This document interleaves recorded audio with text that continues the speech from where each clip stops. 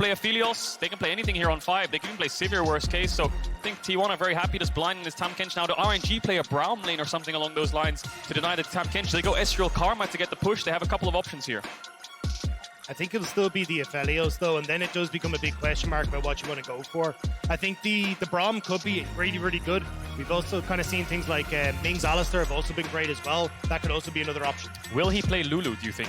Is that something Ming would lean towards? Doesn't strike me as a huge Lulu player. I mean, he played a lot in the regular split, right? And it's something that can definitely help out with this Aphelios. Could deal with a lot of the threat that T1 have, but he has favoured these engaged champions whenever he gets the chance, and it looks like that's going to be the plan here once more. Ming loves his Leona Nautilus, doesn't he? He loves his engage, as you just touched on.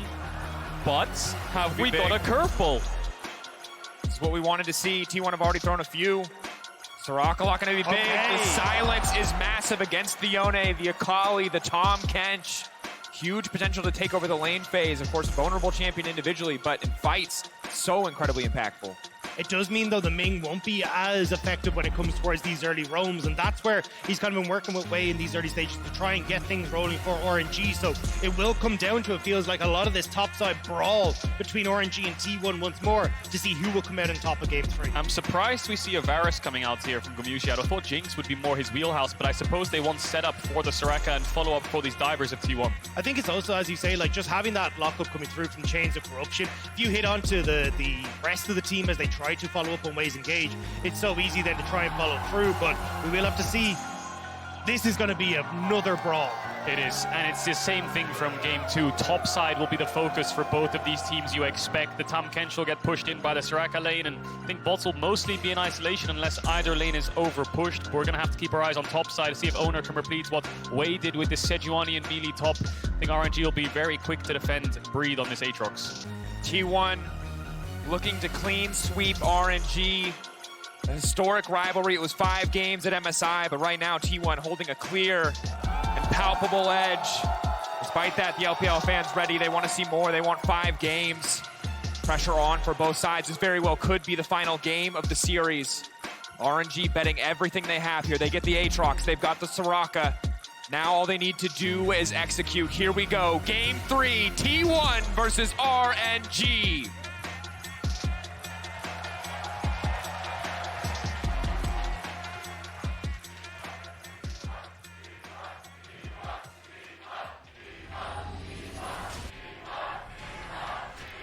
Are we going to get any level 1 shenanigans? Owner is running the phase rush as well on this Sejuani, similar to Wei last game. A lot of melee champs that he might need to escape after landing his combo. The crowd is going nuts for both of these teams, supporting their regions. LCK up against the LPL. T1 currently 2-0 up. We'll see if RNG can reverse sweep. T1 has never been reverse swept at Worlds before. And for RNG, this is now starting to look like once more that the spring curse is real for them. Looking great in spring, winning MSI, but summer in the LPL has always belonged to the likes of EDG, and now sitting 0-2 down against T1. They got to see if they can muster everything they can to get us back to that Game 5. And you talked about it before, Dagda, how RNG has finished every single place at Worlds except for winning. They've lost out in groups, they've lost in quarters, they've lost in semis, they've lost in finals. But T1 and 2 T1, but they're yet to find a win. And gentlemen, at the bottom of your screen, a total aside, you'll see a very adorable emote. Make sure to grab the exclusive Very Nasty Much Wow emote from Prime Gaming by connecting your League of Legends account with a Prime account. So we now shift our attention back towards the bottom side, because again, the last game all about top side, but Guma changed that narrative, changed that story. He was one man versus the world in so many of these fights, and we'll have to see if he can do the same again. So meanwhile, in the mid lane already, aggressive trading. Same matchup as the previous game. Both players gaining confidence in the 1v1. Yeah, and from seeing this matchup multiple times, it looks like it's Akali favored early on, and when Sylas can start pushing back, he's after first base. Faker was doing a similar thing last game. Nice E from Guma there to get some good trades onto this Soraka. The Soraka will need a few levels.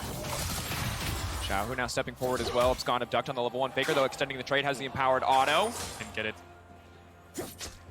That could have been pretty devastating for Xiao, who's probably going to see a lot of jungle action around this mid lane if it is so back and forth, and you're starting to see these early trades going heavily. But, I mean, at the moment, with push on bot side, with push going in favor of T1 on the top end as well, Owner going to have a good amount of access to how he wants to try and play this match.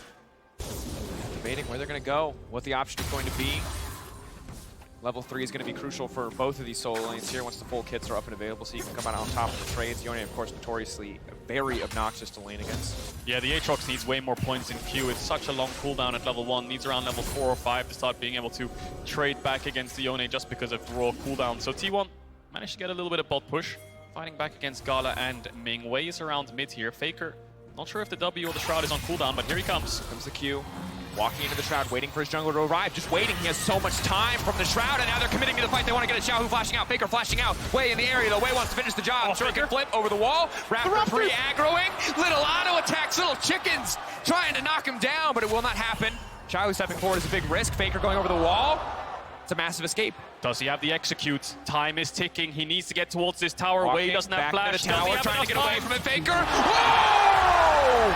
I have never seen a player die so well. Really good execute there by Faker. The Raptors didn't actually turn on him very quickly, so he managed to live on such a low health bar, denies the first blood from RNG, and manages to TP back at the same time as Xiaohu, who was chasing him down. Also gives Owner a bit of access into this top side as well, so he'll be able to take the Rift Scuttle, knowing that he's got a little bit of an advantage, being able to take that, but really well played by Faker. Holds on so long, waiting for the Sejuani to come through, and every single time Wei and Xiaohu try to predict it, they miss, and Xiaohu just barely getting back to his turret. And then I thought this was going to be Revenge of the Nuggets, but it's not going to be the case. Faker manages to escape away with that one just about. Yeah, he didn't get any auto attacks in. Blast cones away from the Vi Q, and no flashes on the RNG mid jungle means there's no way they can finish him off. Execute comes in, and Xiaohu is forced to base and TP back. Waves coming into Faker. Owner doesn't get the kill on the Xiaohu, but both mid jungles blowing all their summoner spells. Meanwhile, on the bottom side, you saw Carry and Guma holding onto the push for a little bit in the early levels, but as there are a few more levels into the belt of Gala and Ming, they are able to crash that wave in. Guma not there to collect some of that CS, so going to continue to build up that bot side advantage. Looks like we might have missed out on some of the aggressive trading. Owner returning to top side, looking for this lane gank, and at the start of the day, Cagel, you said it, like clockwork. Owner 3-4, he comes top side, he looks for a lane gank. He's done this a lot in the LCK, level 3-4 lane gank top. We'll see if Breathe dies. Infernal Chain's there, now going to go back here. Breathe, stun now coming out, he's under the tower, but they just cannot finish the kill. They're helping crash the wave there. Breathe was quite far up. He wants to hold the wave near his tower, but in the end, he's forced to flash out. T1 get the crash. Zeus gets the base off. I'm not sure if he has Berserker Greaves in base. We'll have to see if he has enough gold for that item, because that's a big spike. No, he doesn't. Boots double dagger. It's going to sting a little bit, but still gets the wave in. You see, though, Wei is starting to move up back towards this top side, though. Zeus still has his flash. It was only Breeze that was burned, so maybe we can get some help from Wei up towards Breathe in that top side, but it is going to be a little bit of a difficult situation when Breathe isn't going to be able to follow up as easily as you'd like. Definitely can be. XP lead, you can see going to Breathe. Still able to TP back, still able to get a lot of that. Zeus holding onto his TP for now. Could be an advantage as you look ahead towards the objectives. Bot side pushing in here, and Guma and Carry are doing what they can to hold on to the advantage, but so hard against Gala, so hard against the Aphelios. When he has the Infernum, the blue gun, up and available. Yeah, has the Noon Quiver as well, so he can push this in whenever he wants, but he's leaving the wave on his side because jungle's top, right? There's no real need to start pushing these waves out. They only have vision in Tribush, and T1's jungler is around the bot side of the map, so they're just going to let these waves crash, stay under their tower, be safe until waves down towards bot, but he's looking at top side right now. Yeah, I like the way T1 are playing this slow, though. You know that at the end of the day, you're kind of waiting for the likes of Rift Tower to come up so you can use the fact you have push in 3 waves. Looks like Wei's just going to be up here to help with the wave crash, similar to what Owner was doing, but Owner trying to make a wraparound play. Might visit this top end. Their Q landing. Zeus just going to walk out on that one. Wave will crash, so successful play on the top side for RNG as Xiaohu and Faker just continue to trade in the mid lane. They're always trading. Last game was the exact same, just permanent trading. Every time you walk up to the Raven, this meaty matchup, Sylas can do this. Full committing.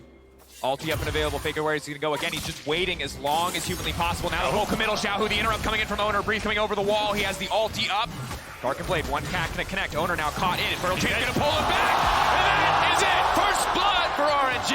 Beautiful combo by Breathe onto Owner. Carrier could look for the flashing knife Q here. Trying to finish it. Oh! Sniped down. Guma and Carrier make themselves known in the mid lane. T1 say anything you could do, we could do better. Moving Gumayushi up gets the kill, but again we go. Oh, the sidestep! Look at the way he moves, but it doesn't look like it's going to be enough. No, they're turning on the way! How can he do this? The TK is just so damn crazy! He goes! Carrier and Gumayushi Gumayushi come from bot. They get towards mid. 2 kills over to this Varus. Incredible series by the bot lane of T1. Extremely quiet since the end of spring, since the end of MSI. But they're stepping up here. Breathe has no flash. Waiting. Misses the first Q. That's going to be big. Buys him a bit more time. Stun now going to connect. Zeus can take his time. Going for the style. Finish. Swords hitting left and right. Breathe no way out of this one. Trying to heal up a little bit more. But no. What? Wait. Does he? No! It looked like Breathe might have just barely got in over the back of that, and T1 now picking up several kills off the back of that. The news though around bot side though, 2 kills for Gumayushi is great, but 2 plates went to Gal in the meantime as well, so sitting basically even on that bot end, but the top side big win for T1. So many skirmishes, 3-1 in kills, salvaged by the bot lane of T1. Like you said, they lose a little bit for it, but man, do they do it in style. Xiaohu goes for the all-in on the Faker, actually sees Owner as he dashes forwards, thinks he has enough damage for the kill, baits in Owner, and Breed's combo here pretty much perfect. Lands the Q1, W's on the phase rush, Q2 to knock him up to make sure the pullback, lands the Q3, but here's where the T1 bot lane comes in. I think Owner actually stopped the Kingslayer from Xiaohu, which is why Faker didn't go down. Then as you say, flash forward, auto, and T-Tor's in the shaft. You can't do it to him. It's dirty. Right, but it's beautiful. Back. Right in the back, and then an incredible outplay afterwards. But we got to go back to live because the Herald's been started up. It's 8 minutes 45 seconds into the game. RNG don't look like they can contest. Gala is all the way down towards the red buff. Faker doesn't have the TP. We'll see if RNG opts for the 4v4. Nothing for them to do here. No fight for them, but Zeus 3 stacks up and available. They could look to commit on to Breathe instead, just going to back away. They got what they came for. They got the Herald, and we are off to another stellar start for T1. Terrifying, terrifying team to be matched up against. And again, credit to the T1 bottom lane. Every time we say it's going to be about the top side of the map, the T1 bottom lane beg to differ. Is Keria just covering Faker here, or does he want to dive bot? Gala has summoners. He's TP'd here with his spellbook. Looks like he's just covering for now, but here comes the W to get the slow onto Gala. See if they can commit to the full dive. Faker does manage to land it. Big damage now coming into Gala. He's going to get the healing off to Sever. Mult flashing out to safety, trying to finish the job. But Keria there to eat up Faker. Gala, it's nearly flawless play, but they're just too damn strong. Faker, the shield is going to fade away. Carry the shield! Gala! Oh, being on the chase now as well, but they've locked him down. What is this?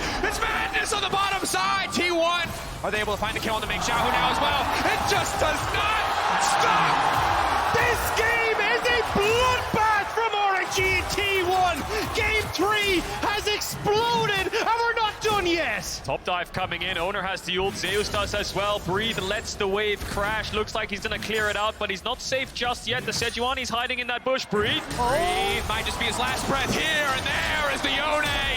Finding it. Breathe still healing. He's too damn clean. That was so clean from Breathe. We'll see if he can stay under this tower. Xiaohu has the TP, but he's pushing in bot. The ultimate will fade away. Keria finds way on the Dragon. Owner has Herald. See if Zeus goes for the Q3. Dashes away. Herald's procced. Again, Dark and Blade up and available. He's waiting. He knows the second he shows his cooldown, the second he uses that first Q, they'll know exactly where the next one goes. Zeus dipping through it, diving through it, trying to finish off the job, and they will be able to do so. Leaping out, but gets taken down in the end. Owner going to try to finish this tower. 1 for 1 in the dive. Xiaohu's TPing in. Owner has the flash, but I don't think Xiaohu can gap close in time. Herald falls. Xiaohu catches the wave. So much fighting across the map.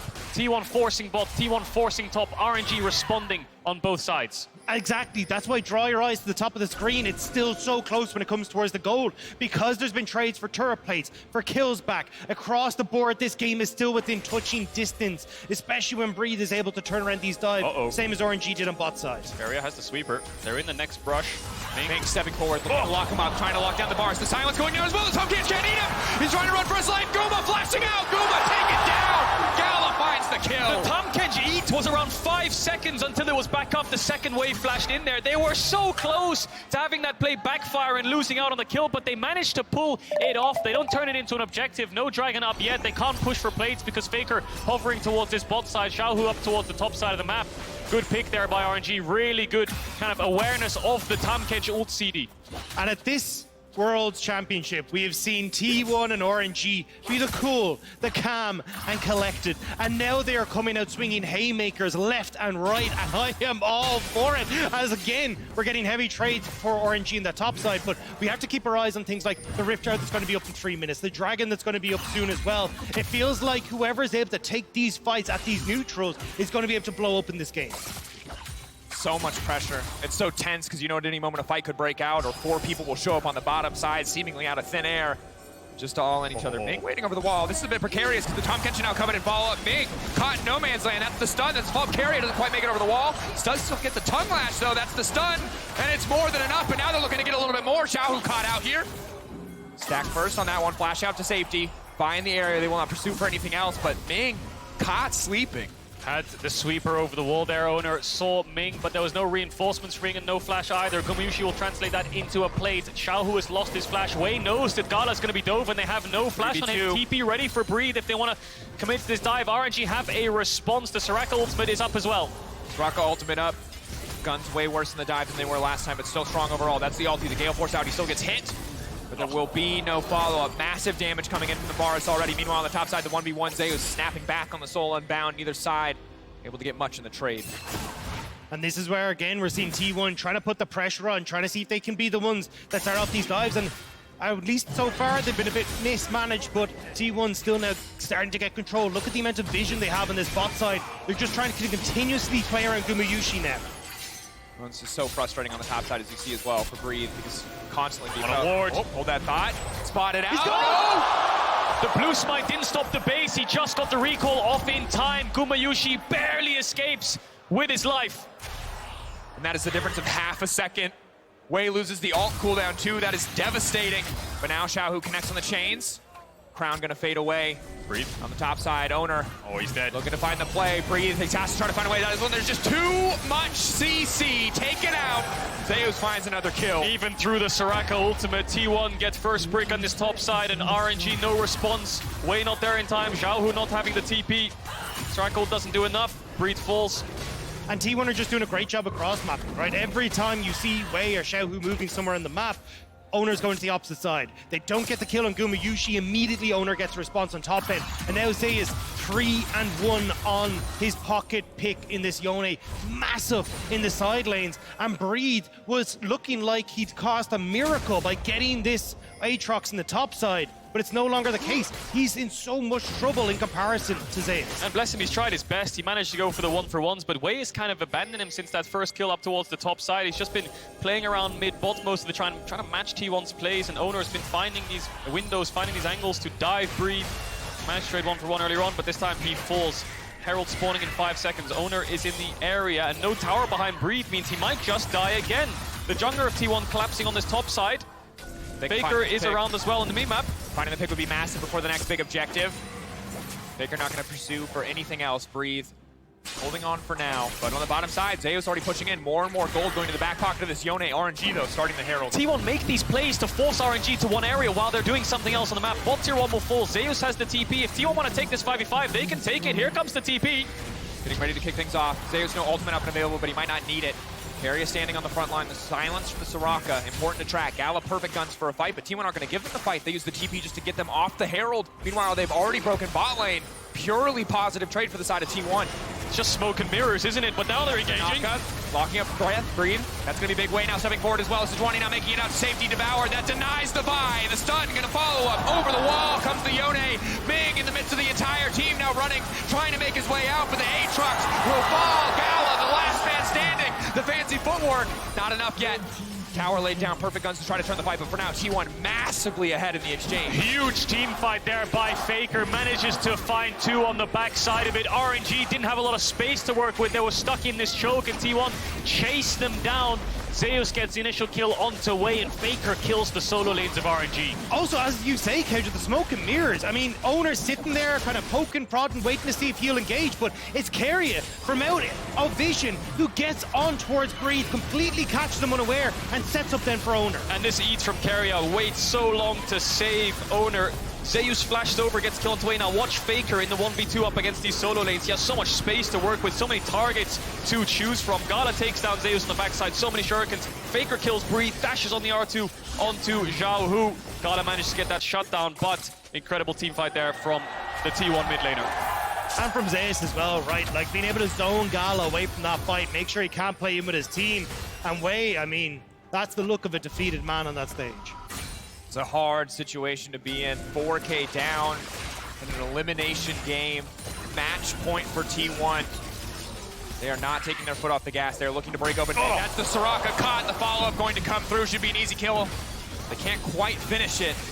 Arrow now going in, will not connect onto Ming. Standing strong for now. Wei looking to cover his bottom lane. Gumayushi's ult on cooldown there. Didn't have it up to follow up, but the Dragon's up and Ming needs to base, so this should be a free objective for T1. Their first Dragon of the game, 17.5 minutes in. Very far away from that soul point, but we'll slowly start to stack them up. I feel like the last few games, what we've seen is Baron dances into Dragon, and I think starting to stack these up now will benefit T1, of course. Keria caught out, good damage. Xiaohu coming off to the side, gonna steal the Varus ultimate, gonna look like a Puma, but he whiffs! It's a massive whiff, and it costs him so much. The play disappearing. Faker hunting for more. Wei now has to go, and he has no choice. Breathe on the backside, now running for his life as well. T1 taking another exchange, and another ult goes wide. RNG cannot find a target. Xiaohu tried to predict the flash on Gumayushi with the Chains of Corruption, but again, Guma, with the nerves of steel, holds strong, and it means that they can turn that fight, get the pick onto Wei, and once more T1 putting their foot down on this game. Yeah, hope is slowly fading here from RNG.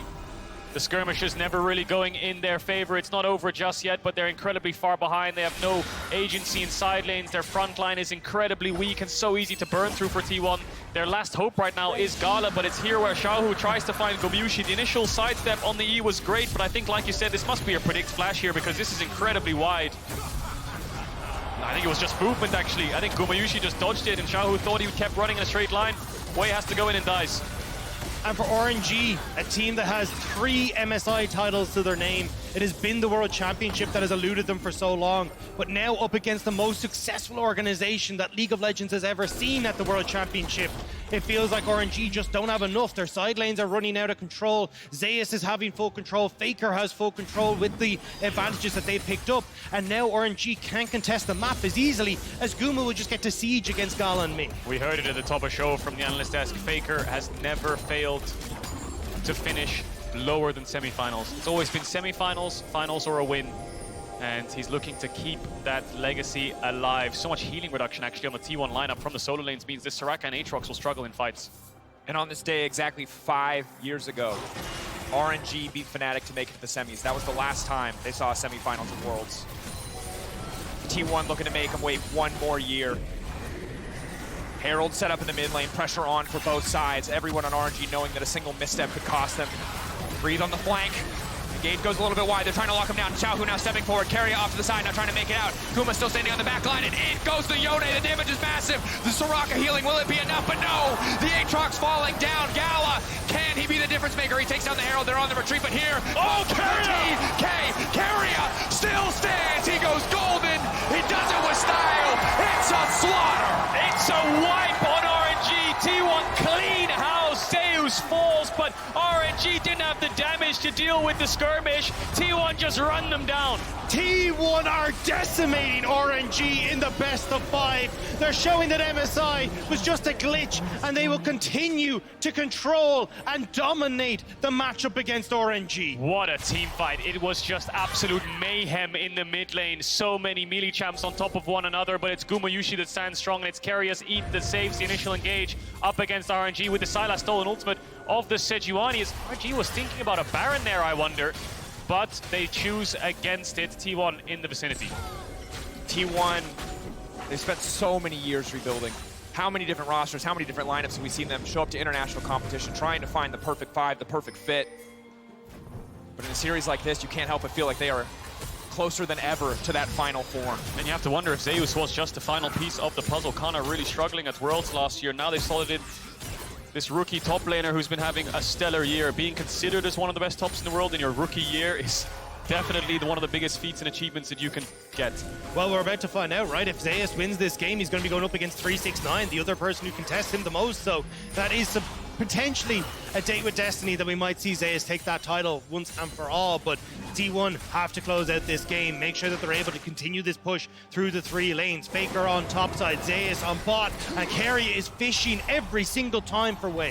So 1-3-1 set up here from T1. Faker's TP is just about to come back up. They're moving their mid lane push into bot, but there's no wave just yet. Dragon's up in 40 seconds, which will be the exit objective, but they want to force here a little bit. Wei not scared though. Stepping forward, taking a lot of damage here. He's just getting shredded! Gumayushi damage is out of control. He's just so far ahead.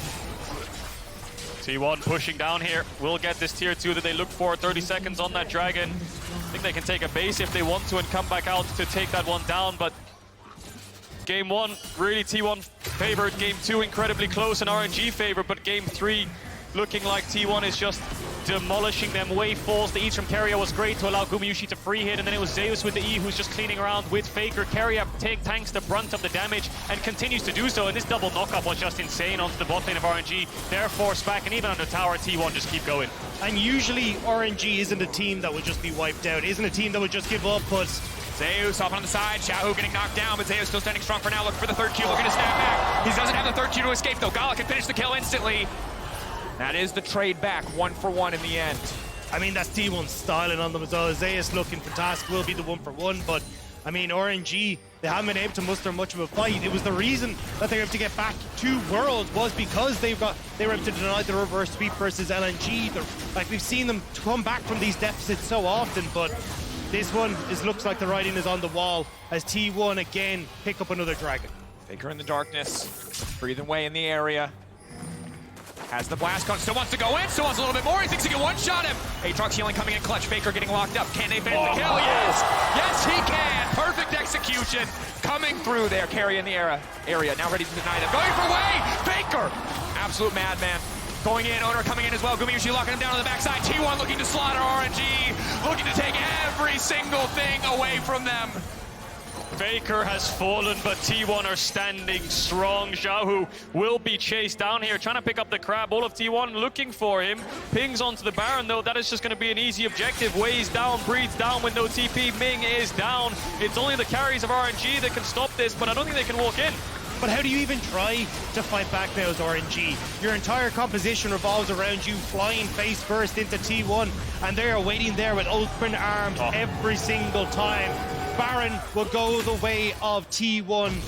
And right now, I mean, the fact that they're bringing out things like this, Yone, Zeus looking fantastic into this Aatrox matchup. They brought out things like the Heimerdinger. You can see how much T1 has, the depth that this organization has in this squad. And you can see how much has changed in 3 months from an MSI final that was neck and neck, that went the entire way, that went to 5 games, to an absolute slaughter. RNG had a chance in Game 2, and T1 took it away from them. But Games 1 and Game 3 have been T1 from the start. T1 has just been playing with so much confidence this game. Zeus willing to take really aggressive 1v1s in their bot side. Jungle ends up falling, but then Faker is the one going in 2v2, 2v3 up against RNG.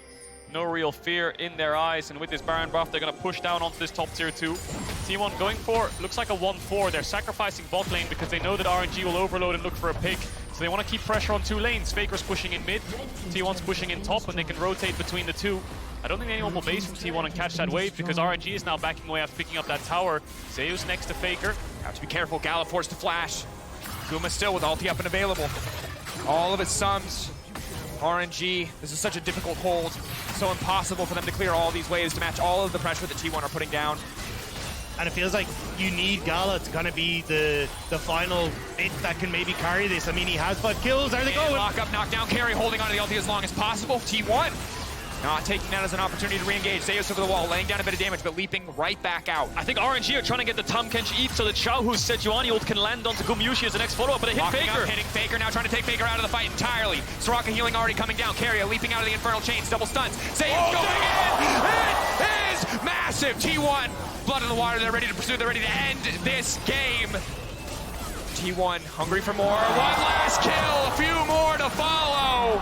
And it is not with a bang, but a whimper that RNG will exit Worlds as they are slaughtered in their own base as T1 look to bring it home. They are not satisfied with old rivalries and 4th seeds. They want #1. They want a shot at the best in the LPL. They want a semifinal, and they will get it as they face JDG in Atlanta as they break RNG and cross the finish line in the quarterfinals.